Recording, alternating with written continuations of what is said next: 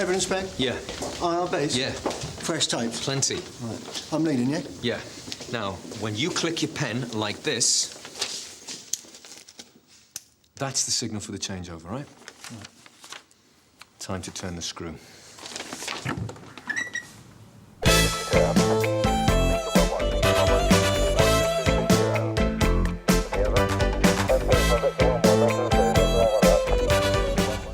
Where was your husband last night? Don't know. When did you last see him? Yesterday morning, I think, before he left for Manchester. He was on a business trip. I'm afraid I've got some other bad news, Mrs. Colcutt. I'm sorry to have to tell you that your husband is in St James's Infirmary. What? Has he had an accident? I mean, is he all right? Yeah, and he's suffering from the effects of smoke inhalation. Well, I don't understand. Mrs. Heyman is in the same hospital. Her condition is critical. They were both found in a fire at number 38 Goodwin Avenue. It appears your husband had been spending the night there. The house was subjected to an arson attack. Inflammable material had been introduced through the letterbox. At approximately 1 a.m. Now, that's shortly before you were arrested in the area. You're not suggesting I had anything to do with the fire? No, I'm not suggesting anything at this stage, Miss Cochran. You think I started it, don't you? I didn't say that. Well, no, but that's what you're implying. Mrs. Calcraft, when we... Not yet. I haven't produced the evidence.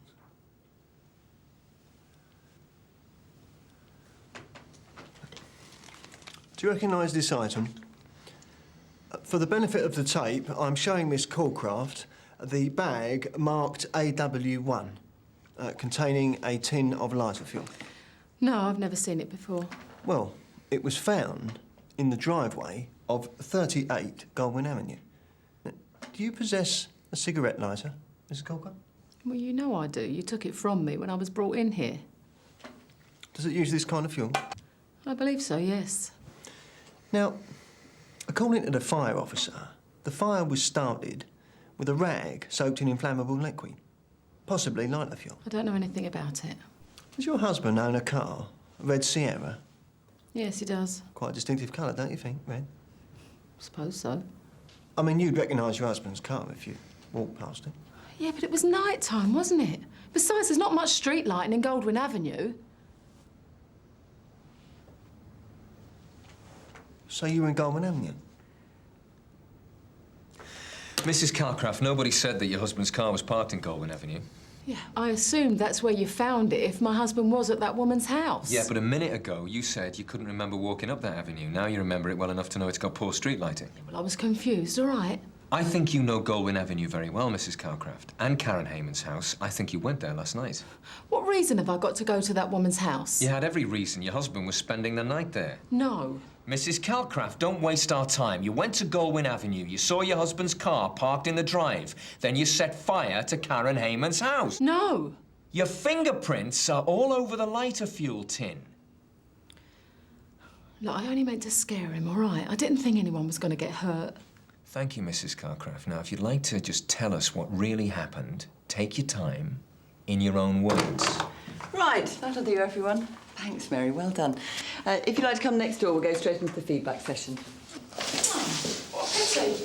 I was dying to confess. Get into it after a while, don't you? Do you? Character, I mean. It's not an acting class, is it? So, any comments? Dick, you sat this one out. Perhaps you'd like to go first. Right. I thought it started off OK. The information was elicited thoroughly. Reg didn't allow the interview to become confrontational or start levelling accusations. I thought he did really well. Yeah, well, that's because I was applying the peace mnemonic that we learnt yesterday. You know, plan and prepare, engage and explain, account, clarify and challenge, close and evaluate. Except I only got as far as stage 3 before Sergeant Boulton came in. That's where I felt it really started to fall apart. John was way over the top. It was all threats and intimidation. Look, we'd established that the suspect was lying. I didn't see the point fannying around any longer. It felt like we were back in the era of good cop and bad cop, you know what I mean? Yeah, I didn't notice any changeover signal either. Ah, well, that's because I didn't have time to give it before Sergeant Boulton battered in.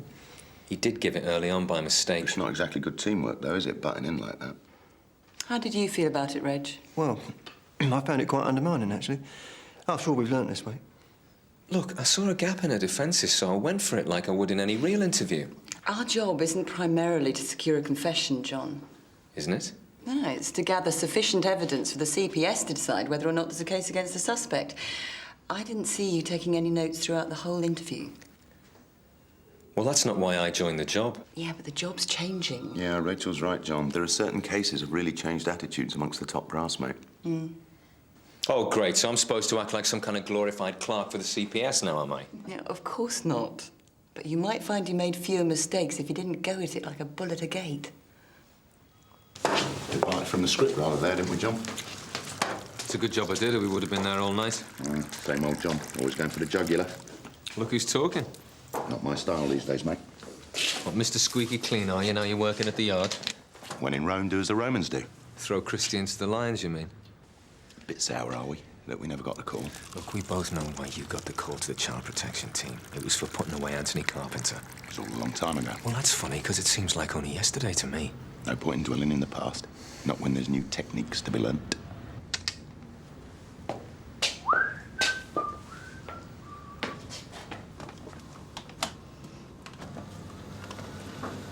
Come in. Oh, Sergeant Strong. I wonder if I could have a word. Of course, Reg. What do you think of my progress on the course so far? Oh, you're doing fine. It's not a competitive course, Reg. I realise that. That everyone in the Met's going to have to do it over the next 2 years. Yeah, I'm right behind the new methods that the Met is bringing in. Oh, glad to hear it. Yeah, but long overdue, in my opinion. In fact, I thought I might be able to help out in some way. How do you mean exactly? Well, I was wondering if you thought I had the makings of a suitable instructor myself. Oh, well, that's not really for me to say. Only I find in my dealings with the general public that I tune in very quickly to what they're thinking. Yeah, I imagine that was the quality needed for an instructor. Quite. So what do you think? Well, let's see how you get on in the next one, shall we?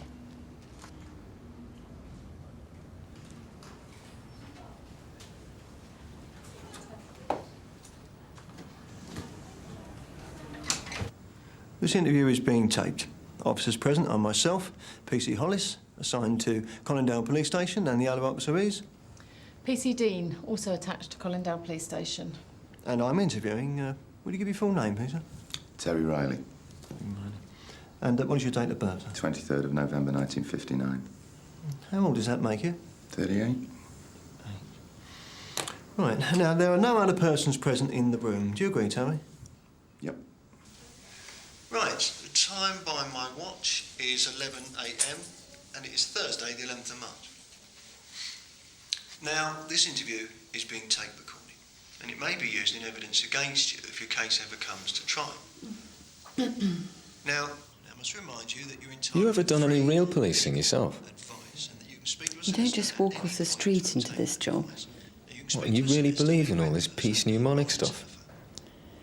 It's a template for how things ought to be done, not how we expect every interview to be conducted at every station. So you do acknowledge it's not all pussyfooting around out in the street, then? That's your job. This is mine. I didn't want to come on this course in the first place. My DI selected me for it. I can quite see why. You're not exactly Mr. Softly, are you? It's just all this touchy-feely stuff. It's my teeth on edge. You're going to fail me, then? That's what you want, isn't it? Then you can go back to your DI and tell him what a load of cobblers it was. No, I'm just asking you. Are you going to fail me? I shouldn't think so. I can see that you're a good copper. Right, Mr. Riley. The Met needs a few like you. I'm touched. No, I mean a few. So you claim you were already wearing the sweater when you entered the department store, is that right? Yeah, I was in the change room trying on a pair of trousers. I didn't like the cut, so I handed them back to the assistant and I left. Yeah, just to clarify, Mr. Riley, you say you bought the sweater at another branch? That's right. And you no longer have the receipt? No. How long have you had the sweater? About a fortnight. And have you washed it? Have I what? Well, you see, if you washed it, you'll know about the different fibres that it's made up of. What's that got to do with it? Quite a lot, actually. See, if it's wool, you can wash it in cold water by hand. If it's polyester, well, you can just stick it in the washing machine. What if it's acrylic? Or a polyester and wool mix? Ah, well, then that depends on the percentage of each fibre. So what is this then, the Sun Hill Laundry Police? Ah, that's the noise that tells us that we have to pause now and put in a fresh tape. Yeah, don't forget to set it on spin dry then, Reg. I have to remind you, sir, that you're still under caution. Sorry, mate.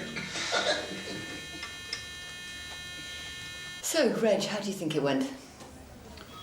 Well, I tried to implement the course methodology, but, well, he kept taking the mickey all the time. Nothing personal, Reg. Just responded to my brief, that was all. Bit over the top, wasn't it? I'm sure you get obstructive characters like that all the time. Real scumbags, you mean? Yes, John, and you shouldn't let them ruffle you. How do you think the tape procedure went? Well, he got so flustered he completely cocked up the tape procedure. What should he have done? He should have waited until the end of the interview and sealed the tapes then. And why is that so important?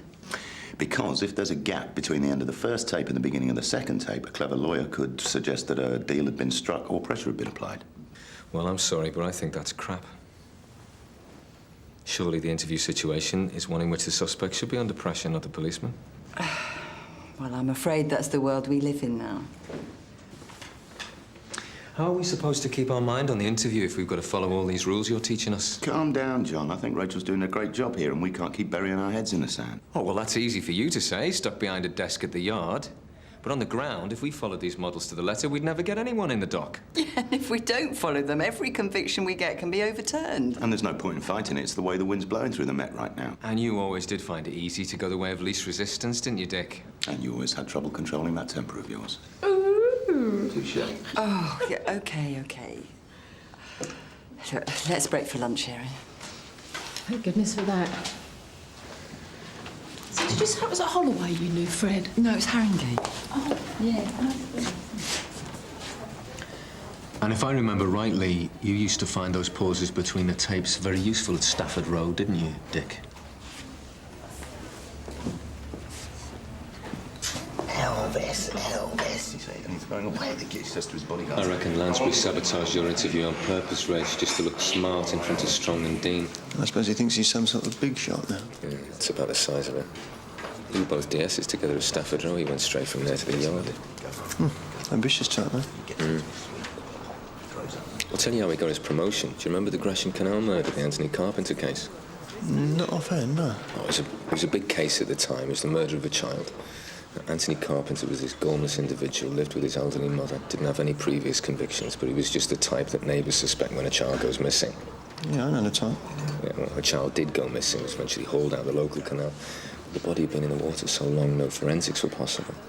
Anyway, Anthony Carpenter had often been seen in the vicinity of the canal. Someone pointed the finger. Lansbury pulled him up for questioning. How are you involved? And we did the interview together. And Carpenter refused to admit that he was the murderer, but he did admit that he knew the boy. Anyway, after about 2 days of getting nowhere, Lansbury offered Carpenter a deal. You did? While the tape wasn't running, Lansbury told Carpenter that if he admitted that he was the murderer, he could get him psychiatric treatment. Now, Carpenter was just so confused, disorientated, that he confessed. Lansbury virtually dictated his statement for him. At the trial, Carpenter pleaded not guilty, but the original confession was the main thrust for the prosecution. So he went down? Yeah, for life, and in prison, not in Broadmoor. So Lansbury didn't keep his part of the deal? Well, how could he? I mean, he wasn't even in a position to offer a deal. All this stuff he's been coming out with. One hypocrite. Yeah, that's why I got so angry this morning. Well, don't blame yourself. Call me John. There's no rank pulling here, Reg. Oh, thank you, John.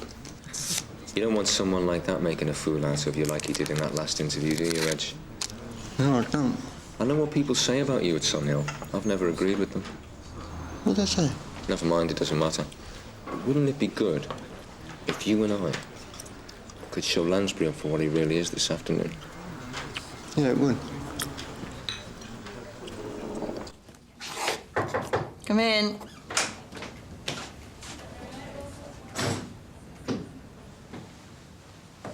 I just came to say that I'm sorry about this morning. I think that I overreacted. It's okay. Shock of the new, probably. Yeah. Look, I was wondering if this afternoon we could tackle something a bit meatier. How do you mean? Well, it's just like domestic disputes, shoplifting scenarios. They're a bit petty, aren't they? It's not the cases that are important here, it's the approach. I know, but I thought that I could relate to the course methodology a bit better if we just tackled more major crime. Well, the roleplay file's in the top drawer. You can choose one yourself if you like. Thanks. You're partnering Dick Lansbury this afternoon, aren't you? I believe so, yeah. I realise there's some sort of history between you two. Well, we had our differences at Stafford Row, yeah. Good. Promotion thing, was it? Yeah, that's right. Well, there's no pips at stake here. Try and relax a bit, eh? Sure.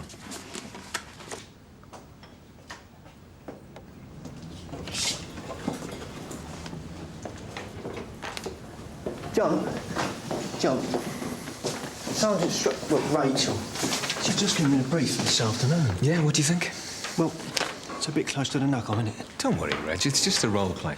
Well, yeah, I know, but look, it feels funny. It's going to be embarrassing in front of Rachel and Mary. Reg, it's just stage fright. You're going to be fine. OK, we could just recap, Andrew. You said you were nowhere near Victoria Park on the afternoon of July the 15th, yeah? Yeah, that's right. It's just like I told you. I was doing what I do every other Thursday. I'd gone to the DSS to sign on. And from there you went straight home? Yeah. But not through the park? No. Well, I went along by the railway line and over the bridge.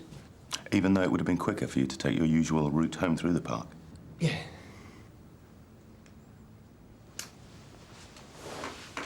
He makes a good perv, doesn't he? Why did he go that way?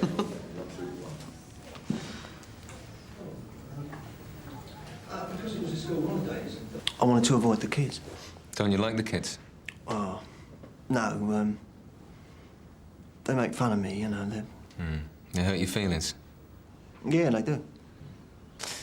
Was Peter Melville one of those boys? Was he, Andrew? Well, yeah, he was. Yeah. But you wanted to avoid him, Well, yeah. so you went a different way home. Yeah. Along by the railway. Yeah. What did you see on your way home? Oh, the usual things. You know, people, trains. Did you go straight home? Yeah. Across the railway bridge? Yeah. No, you didn't. Did you, Andrew? The bridge is closed. It's been closed for about a month. Well, I must have gone another way then. I don't remember. Along by Milton Road? Yeah. Well, you know where that goes, don't you, Andrew? That runs alongside Victoria Park. Did you see Peter Melville there, Andrew? You wanted to get even with him, didn't you? Yeah, he was the nasty, spiteful one. He kept nagging the others on. And that day, you found him on his own in the park, didn't you? I don't remember. You do, Andrew. You attacked him, didn't you? No, I never touched him. Come on, Andrew. Tell us the truth. Well, yeah. I mean, he was throwing stones at me and he called me that name. What name? Nonce. Come on, you nonce, come and get it. And then, well, one of the stones hit me on the head. I don't remember anything after that. It's all a blank. That's the signal to tell us the tape is coming to an end. We have to pause and insert a new one. You were so angry you put your hands round his neck, didn't you, Andrew? You did do it. Come on, you can tell us. The tape isn't running. What? What are you doing, John? We can do you a deal, Andrew. What sort of deal? Well, if you admit that it was you who strangled the boy, we can get you psychiatric treatment. Can you get me treatment? No, we can't, and there's no I'm sorry, can we stop? I'm confused. Is this supposed to be part of the role play? Am I in on this, or what? And I won't be punished. What is this, Reg? So, you'll take care of it. I won't have to go to prison. You'll see to it. Oh, what are you two playing at? No, you won't have to go to prison. You can go to a nice new hospital. You can have your own room. You can even have nice nurses to look after you. You promise? Oh, we promise, don't we, Dick? Yeah, I've had enough of this. What the hell is going on in here? I'm just injecting some reality into the proceedings. Still on your conscience, is it, Dick? On my bloody conscience, you've got a nerve. When did you two cook this up? It's a long story. It had better be a good one. You've just wrecked the whole course. Somehow I don't think D.I. Lansbury's going to be coming to the end of course drink, do you? Right, Reg. I'm buying what you're having. Well, I think I'm going to go home, actually. I feel a bit peculiar. Why? What's the matter with you? Well, it was the role play. I found it quite disturbing. I mean, very draining. I mean, you get right out of yourself, don't you? You forget who you are. That's method acting. I've read about that. You'll be all right. You just need a couple of brandies inside you. I need a pint of lager and a brandy, please. Chino. Thought I might find you two here. No sign of D.I. Lansbury, I suppose. No. Can't say I'm surprised after what you've just told me. Can I get you two ladies a drink? I reckon you owe us one. You must have wondered what you walked into today, Mary. Most exciting course I've ever been on. I'll have a gin and tonic, please. Yeah, same for me. 2 more gin and tonics, please. Why don't you and Reg get that table and we'll join you in a minute? Come on, Reg. You look like you've seen a ghost. Rachel. I've changed my mind about transferring to the training department. I'm not cut out for it, after all. Why's that, then? He's thinking of relocating to Hollywood.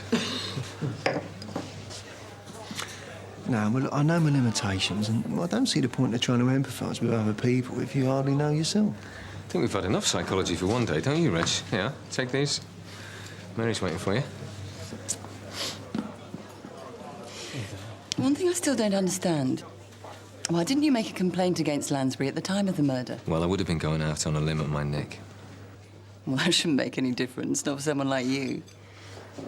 No. What's the real reason? Well, Anthony Carpenter committed suicide in prison a couple of years ago. The other inmates hounded him to death. You know how sex offenders get treated inside. And you feel guilty for not having spoken up for him? Do you? Well, maybe I feel bad in case the real perpetrator got away. And he could still be out there doing the same thing to other kids. That's not the whole story, is it? Not exactly. Well, aren't you going to tell me? Why should I? Because I think you want to tell someone. Do I? What makes you say that? Just something I get off you. Brings a lot to the surface sometimes, this course. It's all the role play involved. I notice you never offered to play the suspect. Afraid of experiencing your own guilt, were you? My guilt? About the Carpenter case. No, I told you, Lansbury's the one who should feel guilty. He's the one who offered the deal, not me. Yeah, but you must have prepared your strategy beforehand. You planned it together, didn't you? It wasn't a fit-up. Carpenter was guilty anyway. Yeah, but if you both extracted the confession, why do you hate Lansbury so much? Because only he profited from it? He got promoted to the yard and you got nothing. It was your idea, wasn't it? But he got all the credit. It's true, isn't it? Are you interviewing me?